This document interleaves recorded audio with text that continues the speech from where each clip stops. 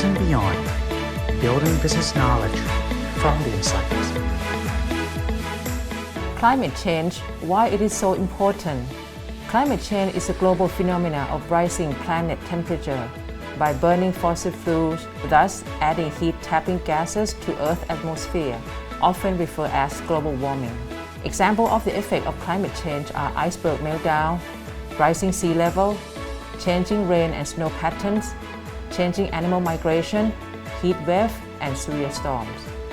Rich nations have gathered and formed the Paris Agreement, which is a legally binding international treaty that member states pledge and set their own national determined contribution to help keep temperature rising no more than 2 Celsius per year.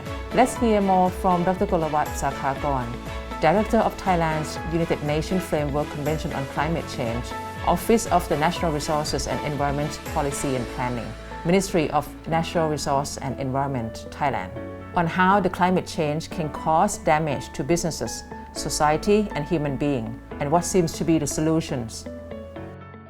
Dr. Kollawat, welcome to Biz and Beyond today. This year we see many incidents causing by global warming, ranging from widespread flooding, heavy rainfall, and heat wave. Now, if this incident still persists, what should be the consequence that we can foresee from now? Yes, first of all, I would like to extend my appreciation to Dr. Cha and the Biz and Beyond for extending the invitation to me to be a part of this conversation. Regarding your question, for sure, this trend will be continuing in the future, not in a short time, but in a long run. And it might be more severe in the future if we don't act in time for it. So for the consequence, I would say that it would be in two folds. The first one is the direct consequence from the global warming or the climate change. Just mentioned the big flood, the extreme event, the longer periods of drought, heat wave, and actually it can be classified to two categories. The one is the slow onset. When I mention about the slow onset, it means for example, like the gently increasing of the average temperature. Like in the past 50 years, we have witnessed the increasing of the average temperature of almost half a degree Celsius. And the other obvious one is the sea level rise. It doesn't happen within a day or a year. It happens in decades. These two things also should be in our consideration. The other one is the extreme event. The extreme event, the flooding, the drought, the more frequency of these things.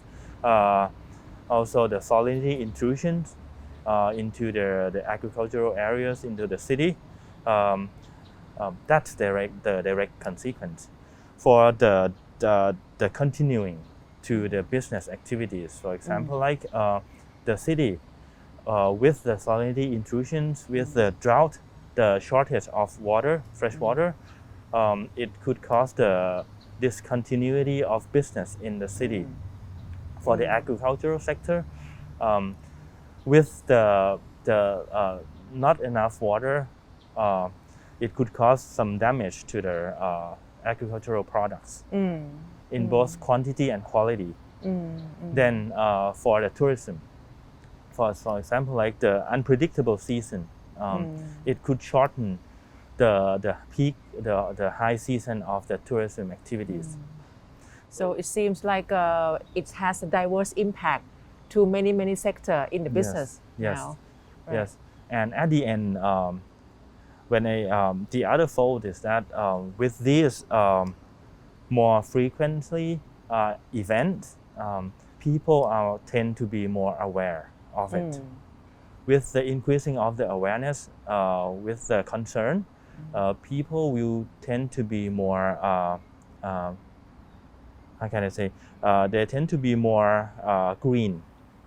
For example, like they would demand more renewable energies. They would, before they buy or consume something, they might think of how much the GHG or the greenhouse gas emitted by that product, for Right. example. So it seems to be like a top priority of the agenda that many countries has to put priority on. Right. Now, let's turn our attention to the Paris Agreement. What is it first, and what is the current development so far, and how many countries can join forces to fighting against climate change? Yes. So it seems like nowadays the Paris Agreement is a buzzword, one of the buzzwords in like all over the world.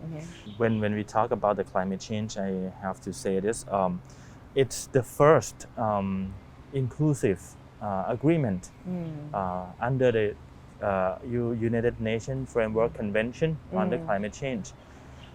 Because all countries, all member parties agree on the same thing with the three key objectives. Right. The first one is we have to do our best effort to control the increasing of the average temperature of the world Right. to be under 2 degrees Celsius Right. at the end of this century. End of Or the century? the end of I this see. century. Okay. Or even try harder to control the increasing of this temperature to be less than 1.5. This is because the scientific data or findings saying that if we could not control this increasing temperature to be a certain amount or the certain that we try to do, we might lose all natural resources, biodiversity.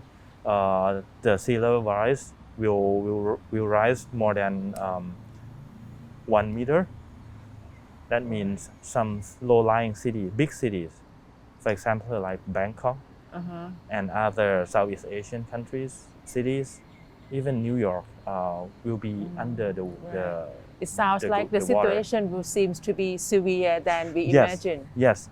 Then it comes to the second objective of the Paris Agreement, which is since we are witnessing the consequence of the climate change, we have to help countries to be more resilient to the impact of the climate change, especially for the developing countries. For some countries, they know what will happen, but they don't know, they don't have technology, they don't have money, they don't have expertise to cope with that that incoming situation. So countries who are richer, who are developed, have to transform their knowledge, share their knowledge to capacity building of the expertise to the country with less money. Right. And the third one is we have to make sure that there are supports flowing from the continuing support from the developed countries to developing countries in terms of the financial support, technical support, capacity building, and etc. Right. So, and the principle of the Paris Agreement, the reason why people agree to do so is that there is no mandatory. So it's on a voluntary basis. Right. How many countries so far? 197 countries. 197. Right. And one group of countries, we call it the EU. So that will raise the number to 198. Right. We just welcome the coming back to join the Paris Agreement at the beginning of this year with the new presidential administration. Okay. U.S. Yes. Right. And with the Paris Agreement, it has two periods. The first period after the adoption of the agreement in 2016. From 2016 to the end of 2020, it's the preparation period. That means countries agree on the conceptual agreement of the Paris Agreement that we have to do these three objectives at the end of this century. At the same time, almost 5 years after that, we dedicate the time for setting up the rule, regulation, guidance for countries to do so following this. For example, like we know the goal, but we don't know which or what should we do in the middle of the time to the goal line. So that's why we have to set the measures, the recommendation, guidance, and regulation. Right. How should we report the activities we do? How much interval of time we have to do it? Who will be measuring the success that we did? For example, like until the end of 2020. From the first of January 2021 is the beginning of the implementing period. I see. So, or we say that it's the action time. For the action time, we assume that party agree on the regulation, the measures, the guidance. Then we start to do something back in our countries, and then it's a doing and reporting. Right. So that's in general of the Paris But Agreement. how Thailand is active on this agreement so far? Well, we are quite active. First thing, we attend the annual meeting of the UNFCCC, United Nations Framework Convention on Climate Change, every year as a member party. Then after the Paris Agreement, there are some requirements that countries have to submit what they admit or what they tend to do to help the world on this regard. We call it the NDC, or Nationally Determined Contribution. So we submitted what we're gonna do in the next 10 years until 2030. We set a target. So 2021 until the next 10 years, right? Yes. I see. We set a target of how much GHG emission reduction that Thailand can do and will do. Right. From that point, there's another requirement for the year 2021. We have to submit the long-term, low-carbon development strategy. So in this one, it will set the future of the country. It's a long-term plan or strategies. With these strategies, we will know exactly where, when, when Thailand will accomplish the net zero emission target. The year will be set after we get the outcome or the finding or the results of the LTS, or the long-term low carbon development strategy. Right. So it has to be very challenging. Now, yes, it sounds so strategic. I kind of come up with the buzzword that's saying about carbon tax, Yes. which is spelling with TAG, Yes. and the carbon tax, TAX. So Right. how is different between these two? The carbon tax is the one that is introduced in last 5 or 10 years by the developed countries. The purpose of this carbon tax is that we would like to be able to track per unit of production how much GHG emission we emit to the environment, to the atmosphere, starting from the raw material until to the production, through the transportation to the shelf. So the amount of GHG calculated will be put on the tag. So for every product, right? yes, So we can trace yes, the amount of the carbon that has been released right, from the product. right, and it's a good data for countries to be able to understand the situation of the current situation, and with this data, it would help in the longer run the countries to make their decision on the policy and planning of the going toward the net zero emission. I see. And there are two words that I mentioned: it's GHG, greenhouse gas, and the carbon. I see. We actually the gases that cause the problem to the world, as we call the greenhouse gas, has 7 gases, main gases. Carbon dioxide is one of those. Right. But the unit that we call of this gas GHG emission, we call it carbon dioxide equivalent. That's I why see. sometimes we exchange these two words. If you want to send some message about the emission in unit, we call it carbon. Carbon. But when we say only carbon, it doesn't mean the whole GHG groups.